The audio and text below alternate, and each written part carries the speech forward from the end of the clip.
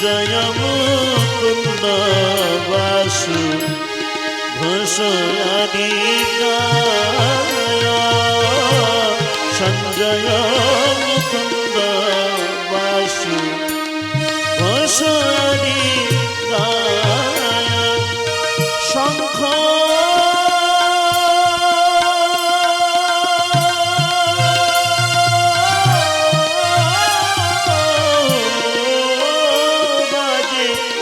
ঘণ্টা বাজে বাজে করতাল মধুর মৃদঙ্গ বাজে পরমর শাল আর মধুর মধুর মধুর বাজে। উপাচার্য সুত গোস্বামী পাদ বললেন, হে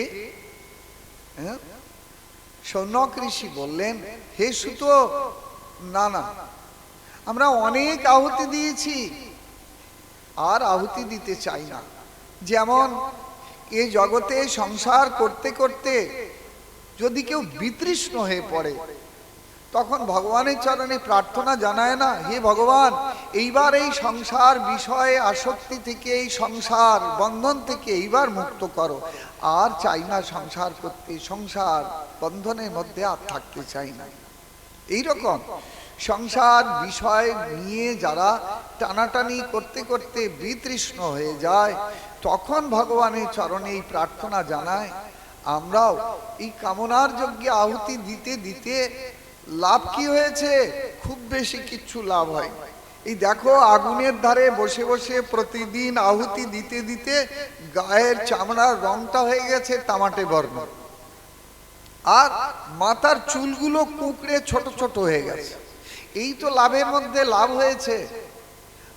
আমি শৌনক ঋষি, ঋষি শব্দটা নিষ্পন্ন হয়েছে দৃশ ধাতু লট্টয়। ঋষি শব্দের তাৎপর্য করেছেন যিনি দর্শন করেন। এই যজ্ঞেতে আহুতি দিতে দিতে আমি বহু মন্ত্র দেবতার দর্শন পেয়েছি, আর দিতে চাই না আহুতি। এইবার আমাকে শোনাও সার কথা, যা শ্রবণের মধ্যে দিয়ে প্রকৃতপক্ষে আত্যন্তিকই কল্যাণ লাভ হয়, সেই কথা শোনাও। এই যখন বললেন সার কথা শোনাবেন, সুত গোস্বামী পাদ আমাদেরকে সার কথা কি? সার কথা কৃষ্ণ কথা, আর সব জগতের অসার কথা, দুঃখের কথা, ব্যথার কথা একমাত্র কৃষ্ণ কথাই সার কথা। সর্বশাস্ত্রেতে এই কথাই বলেছেন। আপনারা শুনে বলবেন, মহারাজ আপনারা তো টিকি তিলকধারী বৈষ্ণব ধর্মের লোক, এই জন্যে আপনারা বলেন সার কথা কৃষ্ণ কথা। আমাদের কাছে সার কথা মা কালীর কথা, জগজ্জননী মা মহামায়ের কথা। আর একজন হাত তুলে বলবেন, না মহারাজ আমাদের কাছে সার কথা বাবা ভোলানাথের কথা। আর একজন শুনে বলবেন, না না মহারাজ আমাদের কাছে সার কথা মা সন্তোষী মায়ের কথা। আর একজন শুনে বলবেন, না না মহারাজ আমাদের কাছে সার কথা বাবা লোকনাথের কথা। এ জগতের গুণময় ভূমিকায় কামনা বাসনার দাসত্ব করতে গিয়ে যে যে দেবদেবীর আরাধনা, যে মহাপুরুষের আরাধনা করে, তার কাছে তার সার কথাই ওই আরাধ্য বস্তুর কথা। কিন্তু সার কথা যে কৃষ্ণ কথা, এটা তো আমি বলিনি, আপনি বলেননি। সার কথা কৃষ্ণ কথা কে শুনিয়েছেন? ৩৩ কোটি দেব দেবী, জগতের শ্রেষ্ঠ মহাপুরুষ মহামানবগণ তারা এক বাক্যে হাত তুলে জানিয়েছেন সার কথাই কৃষ্ণ কথা। আর সব অসার কথা, দুঃখের কথা, ব্যথার কথা। সুতরাং ও চৈতন্য শাস্ত্র তাই আমাদের শুনিয়েছেন কি না, কৃষ্ণ ভক্তি আছে যার, সর্বদেব বন্ধু তার, ভক্ত সবে করেন আদর। কৃষ্ণ ভক্তি নাই যার, সকল অমঙ্গল তার, কেহ কালে না করে সমাদর। সার কথাই যে কৃষ্ণ ভক্তি, সার বস্তু যে কৃষ্ণ ভক্তি, এ কথা শুনিয়েছেন বিশ্বপিতা ভগবান শ্রীহরি স্বয়ং জগতে অবতীর্ণ হয়ে। এই বস্তুটুকু পাওয়ার জন্যেই মানুষের জীবন, এটুকু যদি লাভ না হয় মানুষের জীবন কেবল আকৃতি লাভ হবে, কিন্তু মানুষের জীবন প্রকৃত শুরু হবে না। সার কথা যে কৃষ্ণ কথা, সার বস্তু যে কৃষ্ণ ভক্তি, স্বয়ং বিশ্বপিতা শ্রীহরিও জগতে সে পুনঃ পুনঃ কল্যাণকামী মানব সমাজকে জানিয়ে দিয়েছেন। এই চৈতন্য অবতারের কথাও তাই। কবে না সেই ব্রজেন্দ্র নন্দন স্বয়ং ভগবান শ্রীকৃষ্ণ যখন শচীনন্দন রূপে মায়াপুর ধামে অবতীর্ণ হলেন, অবতীর্ণ হয়ে তিনি এই সার কথা যে কৃষ্ণ কথা, সার বস্তু যে কৃষ্ণ ভক্তি, এটা শুনিয়ে গেছেন জগৎকে, জানিয়ে গেছেন সার বস্তু কৃষ্ণ ভক্তি। কবে? নবদ্বীপ লীলায় সেই জগৎ পিতা স্বয়ং ভগবান শ্রী গৌর সুন্দর যখন বাললীলায়, তখন তার নাম ছিল নিমাই পণ্ডিত। মহাপ্রভু টোটাল 48 বৎসর কাল জগতে প্রকট ছিলেন। 1407 শেষ মাঘ মাসে, 1406 শেষ মাঘ মাসে জগন্নাথ শচীর দেহে কৃষ্ণের প্রবেশে হইতে হইতে গর্ভ হইল ত্রয়োদশ মাস, তথাপি ভূমিষ্ঠ নহে মিশ্রের হইল ত্রাস। নীলাম্বর চক্রবর্তী কহিল গনিয়া, এই মাসে পুত্র হবে শুভক্ষণ পাইয়া। এই মাসে পুত্র হবে। 1407 মাস যে ফাল্গুন, পৌর্ণমাসীর সন্ধ্যাকাল হইলে শুভক্ষণ।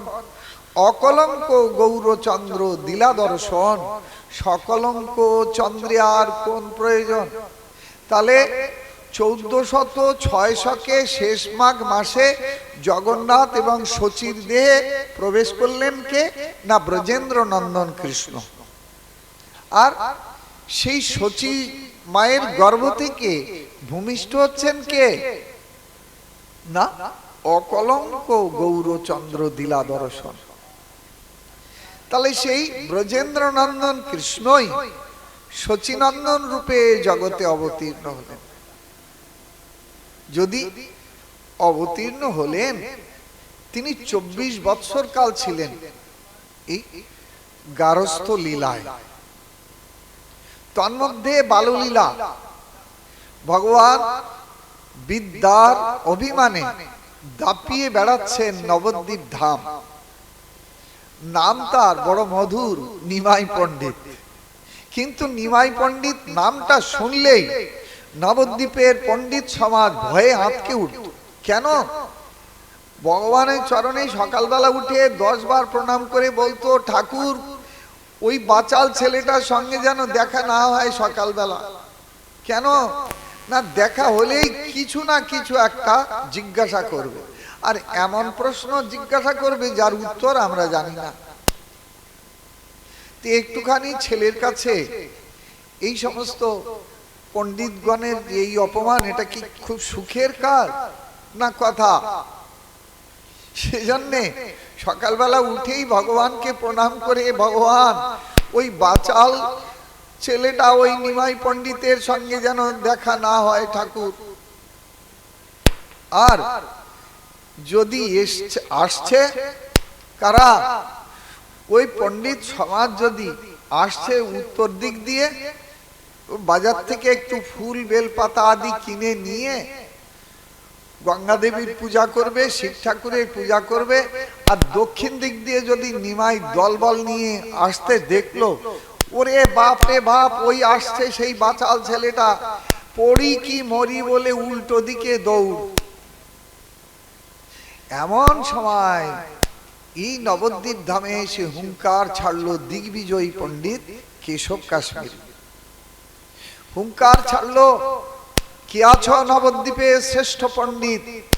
হয় আমার সঙ্গে শাস্ত্রযুদ্ধে অবতীর্ণ হও, অন্যথায় আমার এই বিজয় পত্রে লিখে দাও আমি শ্রেষ্ঠ, তুমি পরাজিত।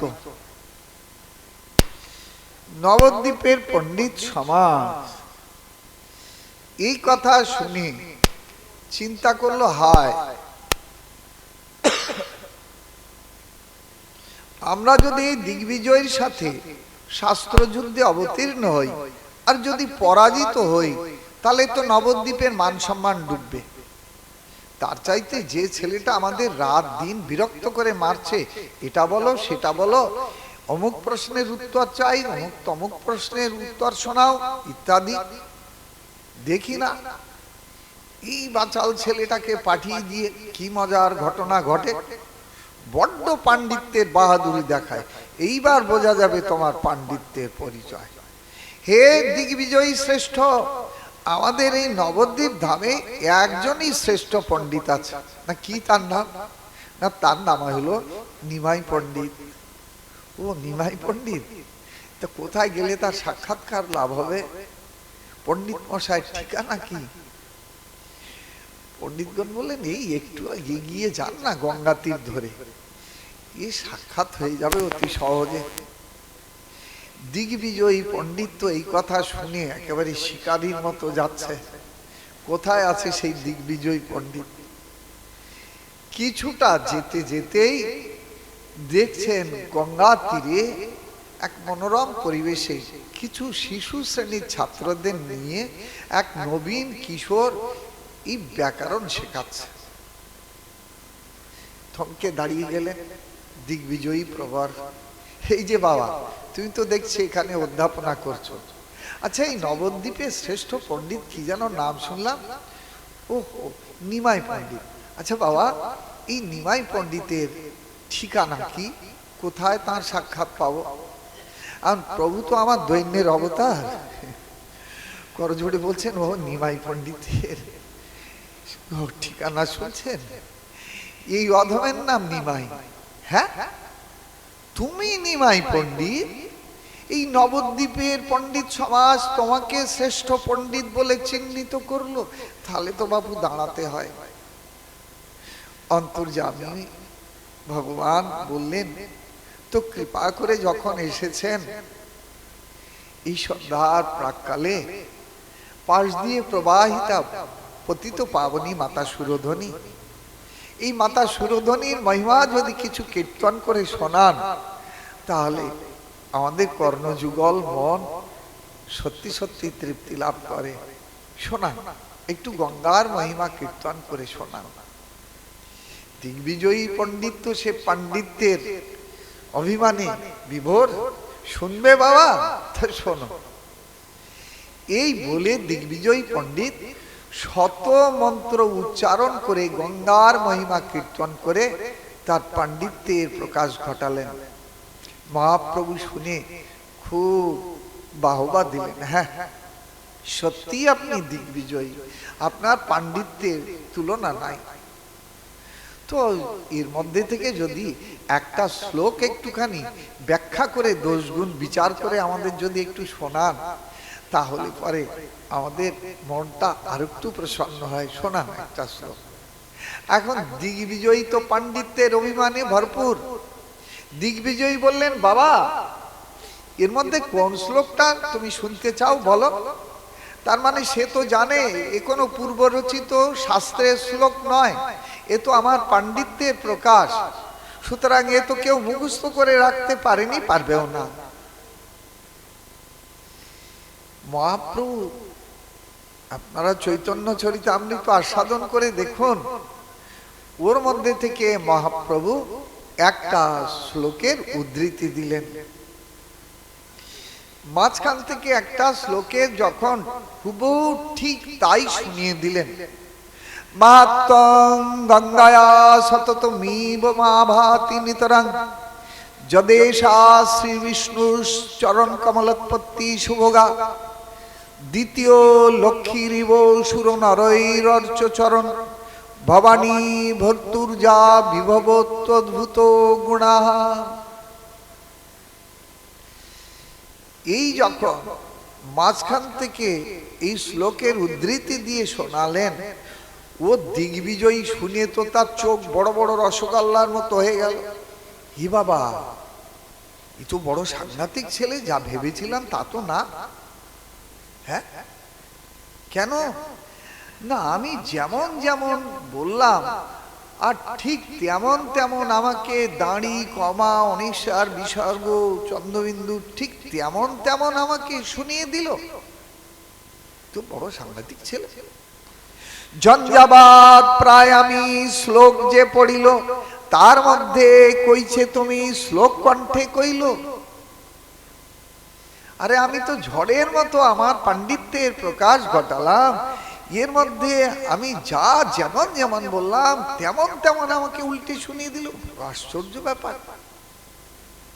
মহাপ্রভু মুচকে এসে বললেন, তো এতে আর বিস্ময়ের কি আছে? শোনান শোনান, এর দোষগুণ বিচার করে আমাদের একটু শোনান। দিগ্বিজয় বুঝলো না।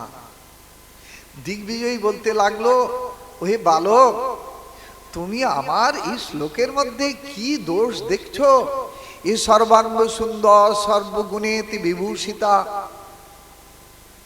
মহাপ্রভু বললেন, আমি তো ঠিক শাস্ত্র অলঙ্কারটা জানি না, তবে পণ্ডিতদের বিচার শুনেছি, তা আমি একটু বিচার করব। দিগ্বিজয় বললেন, হ্যাঁ হ্যাঁ করো। আপনারা চৈতন্য চরিতামৃত আস্বাদন করে দেখুন, একটা নয়, দুটো নয়, তার মধ্যে 10টা গুণদোষের বিচার তুলে ধরলেন মহাপ্রভু। এই 10টা বিচার যখন তুলে ধরলেন,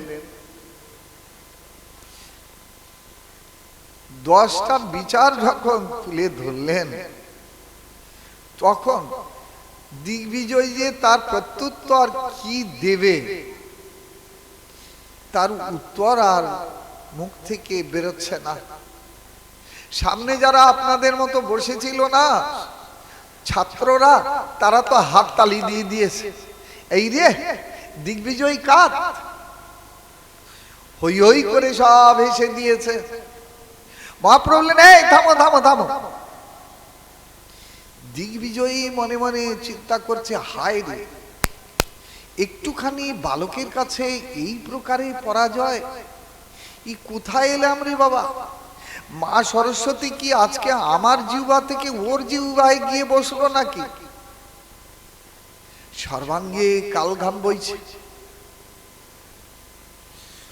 মহাপ্রভু অন্তর্যামী দিগ্বিজয়কে বললেন, হে দ্বিজশ্রেষ্ঠ, আজকে আপনি বিশ্রাম করুন কুটিরে গিয়ে, কালকে আপনার সঙ্গে পুনরায় এ শাস্ত্র চর্চা হবে।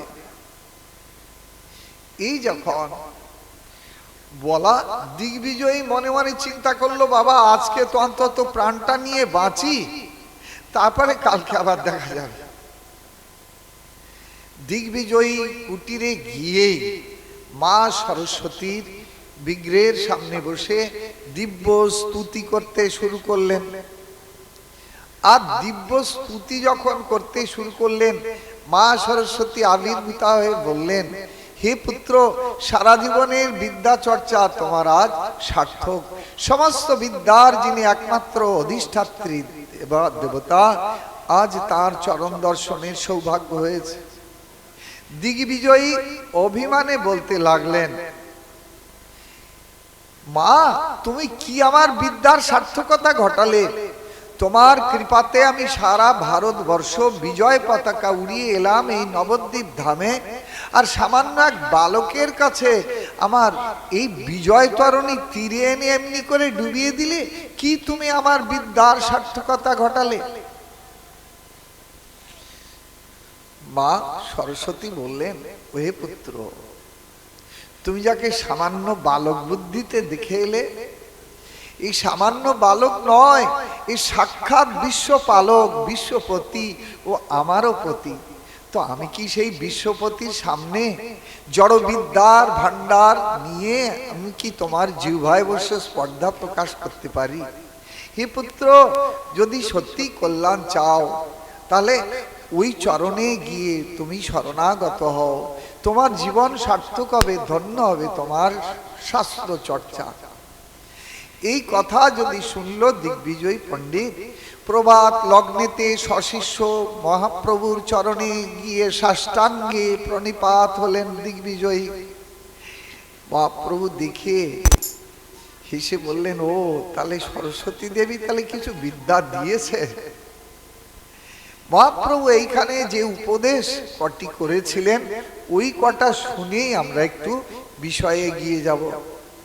মহাপ্রভু প্রসন্ন হয়ে বললেন, প্রভু কয়ে দিগ্বিজয়ী তুমি মহাভাগ্যবান, সাক্ষাৎ সরস্বতী তোমার জিহ্বায় অধিষ্ঠান।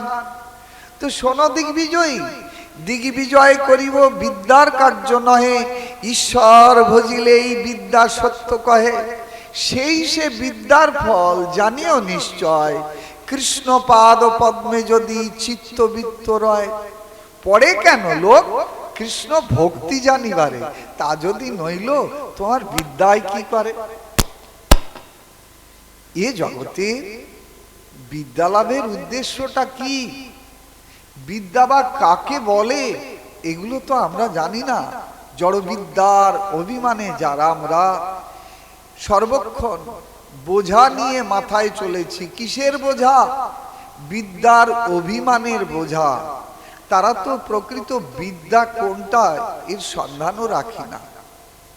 সেইটাই জগৎ পিতা শ্রীমান গৌরসুন্দর এখানে দিগ্বিজয়ীকে সামনে রেখে বললেন, এ জগতে পড়াশোনাটা কিসের জন্যে?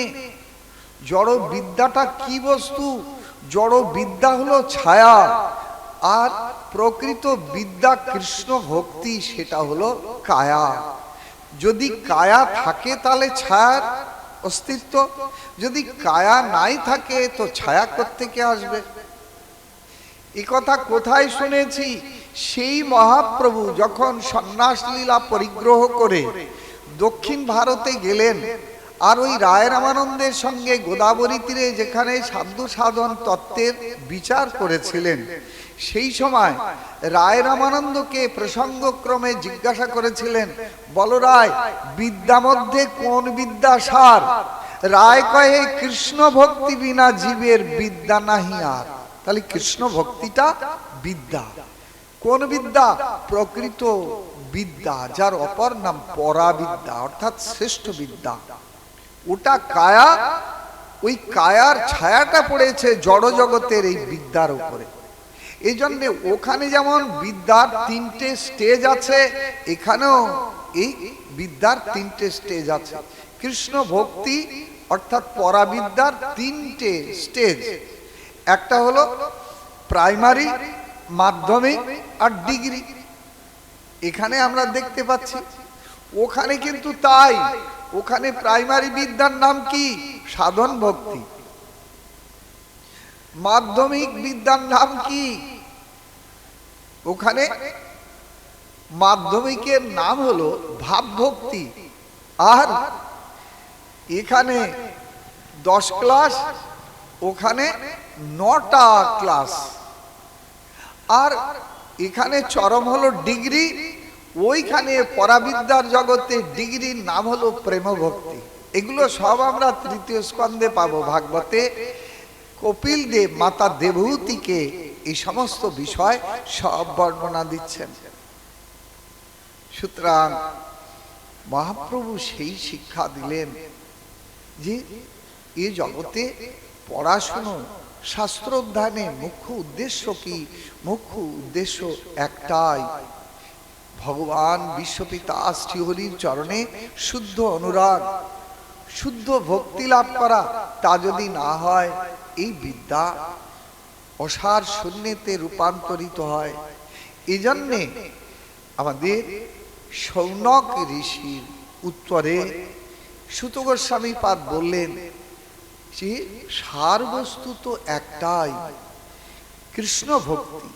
এইটুকু লাভের জন্যে মনুষ্য জীবন, এইটুকু লাভের জন্যে লেখাপড়া শেখা, এইটুকু পাওয়ার জন্যে সংসার ধর্ম পরিগ্রহ করা, এই কৃষ্ণ ভক্তি সম্পত্তিটুকু পাওয়ার জন্য অর্থ করি কর্ম করা, যদি এইটুকু না হয় তাহলে এই বিদ্যা চর্চা, এই সংসার ধর্ম, এই পুত্রকন্যা লালন পালন করা, এ জগতে অর্থ করি কর্ম, কোটি কোটি ব্যাংক ব্যালেন্স সব অসার শূন্যতে রূপান্তর ঘটবে, এর কোনো মূল্যায়ন হবে না। এ কথা শুনিয়ে দিয়েছেন ভক্তির আচার্য। কৃষ্ণ নাম এক অঙ্ক হ্যায় আর সব সাধন হ্যায় শুন, অঙ্ক নেই তো কুছ নেই, অঙ্ক হ্যায় তো 10 গুণ।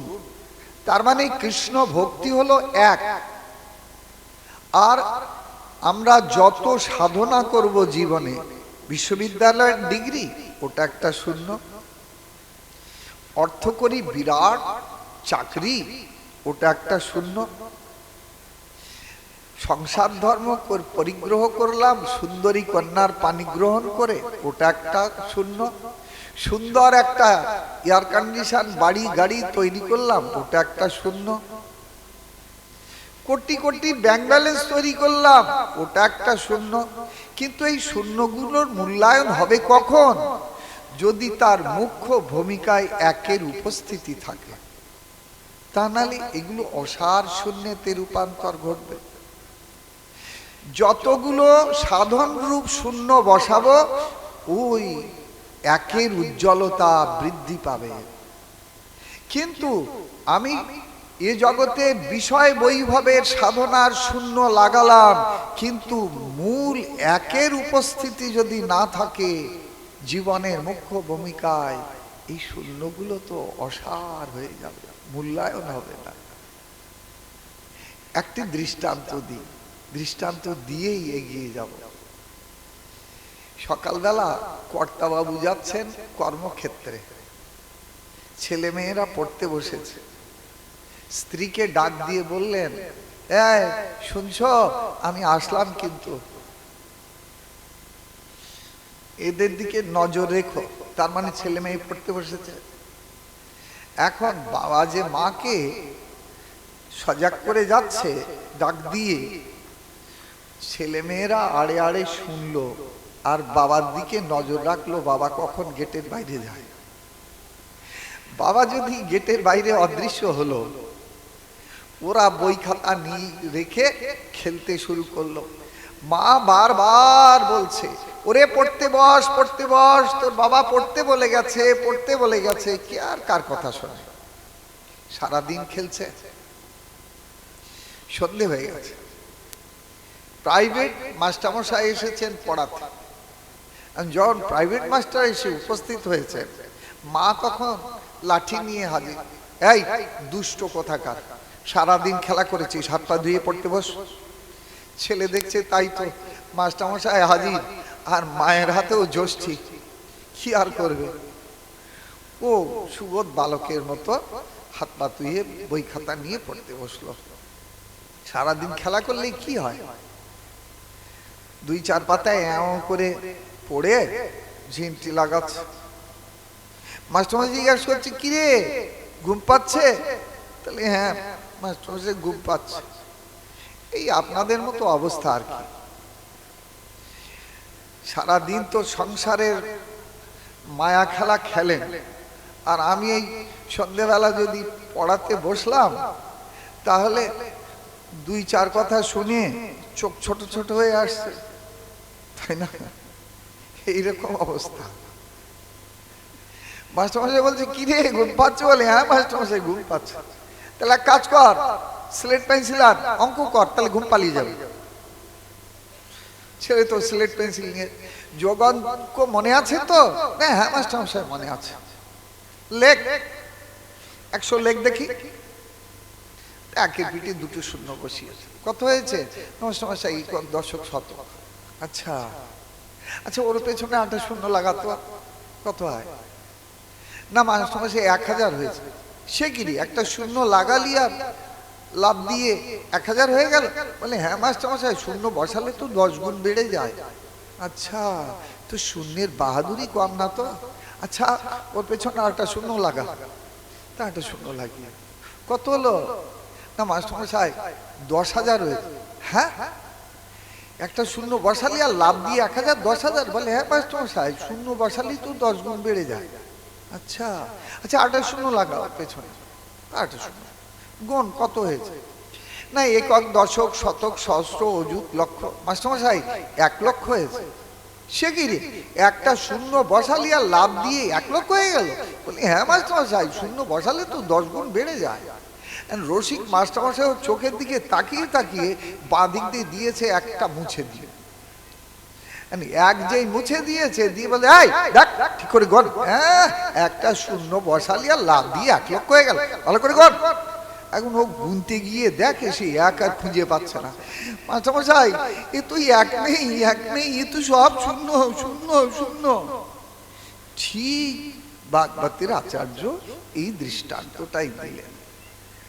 আপনি যত সুন্দর করে সন্তানকে লেখাপড়া শেখান না কেন, ওই শিক্ষার মূল উদ্দেশ্য যদি বিশ্বপিতা ভগবান শ্রীহরির চরণ কমলে শুদ্ধ অনুরাগ না লাভ হয়, আপনার সন্তান যত বড় বিশ্ববিদ্যালয়ের ডিগ্রি লাভ করুক না কেন, আপনার চরণে একটা প্রণাম করবে না।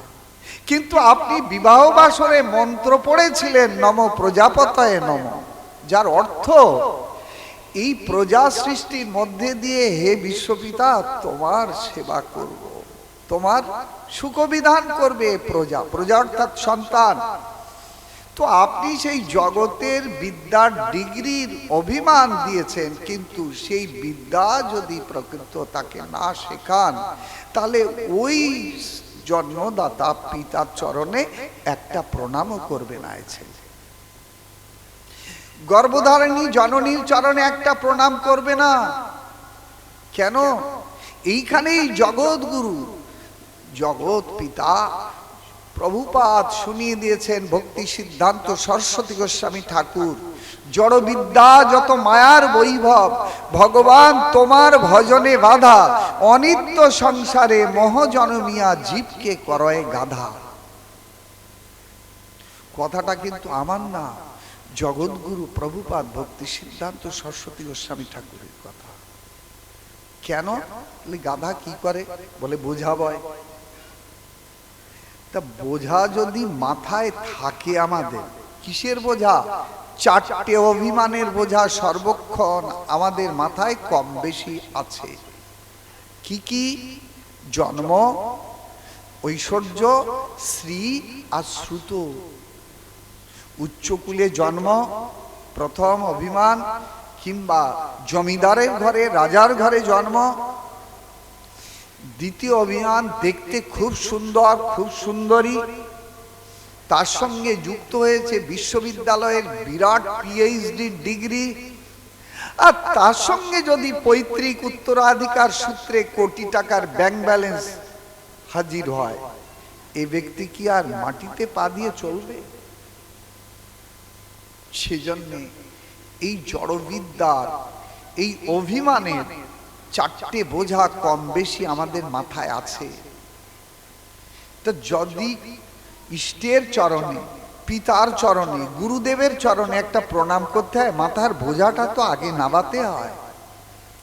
ওইখানে বিশ্বপিতা শুনিয়েছেন কি? যদস্যনা ভবেৎ স্তম্ভ তত্রাং মদনুগ্রহ।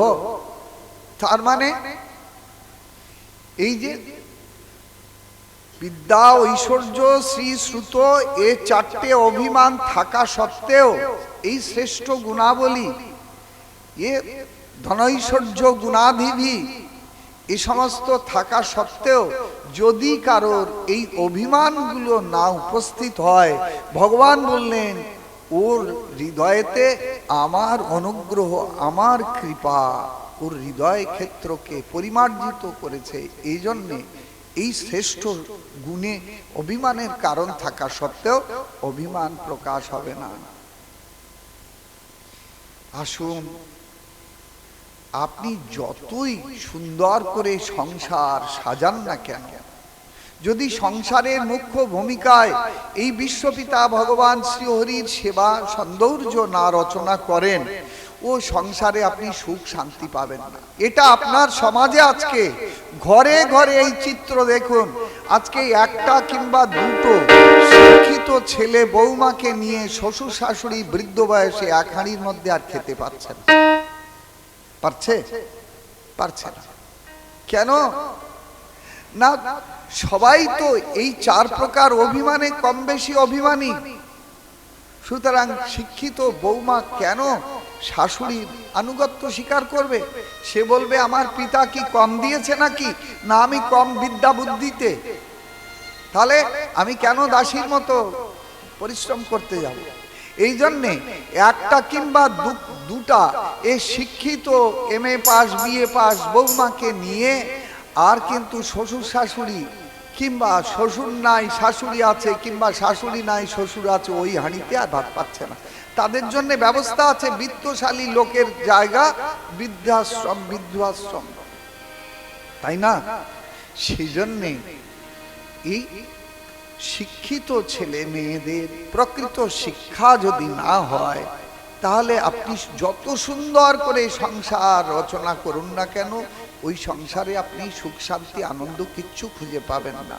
আর এমনও সংসার আছে, আমরা ওখানে যাই প্রতি বছর, এই ভাগবত কথা কীর্তন করি, শ্বশুর নাই, 5টা বৌমাকে নিয়ে এক পাল নাতি নাতনি নাত জামাই এবং দোকানের কর্মচারীদের নিয়ে শাশুড়ি ঠাকুরানী আনন্দে এই সংসার করে যাচ্ছে।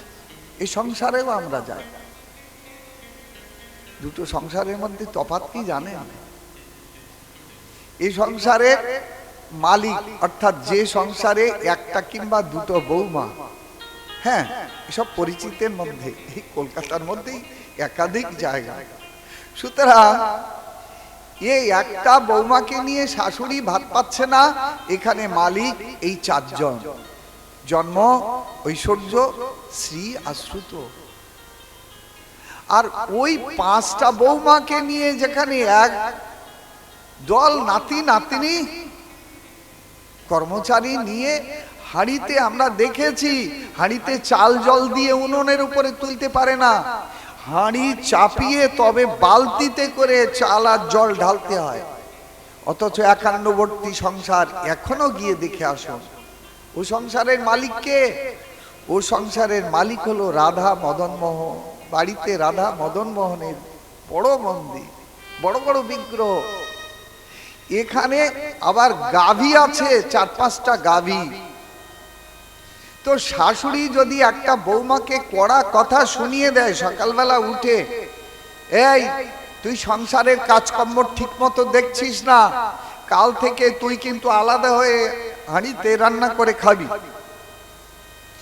ও বউ মরে যাবে, ও শাশুড়ির হাঁড়ি থেকে ও বেরোবে না। আর আজকে একটা কিংবা দুটো শিক্ষিত বৌমাকে ঘরে এনে যদি তার কাজের কোনো ত্রুটি দেখে শাশুড়ি ঠাকুরানী বলেন, ও বৌমা তুমি তো কাজকর্ম কিছু করো না, তা বাড়িতে তোমার মা রান্না করে খাওয়াতো, তা তুমি এবার রান্না করে খাও। ও বাবা, যদি সন্ধেবেলা বলে না, সকালবেলা পতি দেবতাকে নিয়ে ও বৌমা আলাদা হাঁড়ি তৈরি করে রান্না করা শুরু করবে, করবে না? এই ঘরে ঘরে দৃষ্টান্ত। কেন না? যদি শিক্ষার মুখ্য উদ্দেশ্য, শিক্ষার মূল আচরণ যদি সে না জানতে পারে, না শেখে, আপনি যত বড় বিশ্ববিদ্যালয়ের ডিগ্রিধারী ছেলে বৌমা নিয়ে সংসার রচনা করুন না কেন, ও সংসারে আপনি অভিলাষিত সুখ শান্তি আনন্দ কিচ্ছু পাবেন না।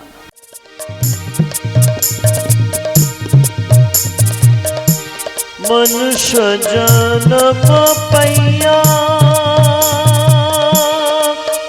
হরি হে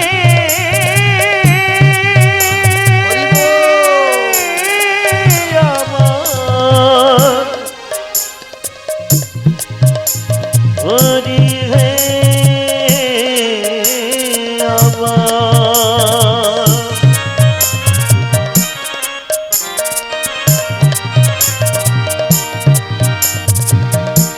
মনুষ্য জনম পাইয়া রাধা কৃষ্ণ না ভজিয়া জানিয়াছু নিয়া বিষ খাইনু আমি জানিয়াছু নিয়া বিষ খাইনু হরি হরি বিফলে জনম গুয়াইনু হরি হরি বিফলে জনম গুয়াইনু নরতম দাসে কয় না ঠেলিও রঙ্গা পায় এই অধম দাসে কয় না ঠেলিও রঙ্গা পায় তোমা বিনা কে আছে আমার তোমা বিনা কে আছে আমার হরি হরি বিফলে জনম গুয়াইনু মনুষ্য জনম পাইয়া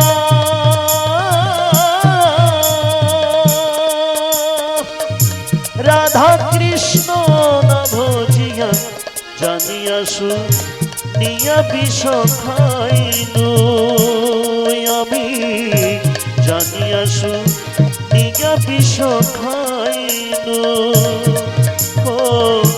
গোলকের প্রেম ধন হরি নাম সংকীর্তন গোলকের প্রেম ধন হরি নাম সংকীর্তন রতি না জন মিল কেনে তায় মোর রতি না জন মিল কেনে তায় মোর রতি না জন মিল কেনে তায় মোর রতি না জন মিল কেনে তায় बोलिए वैकुंठाधिपति भगवान की।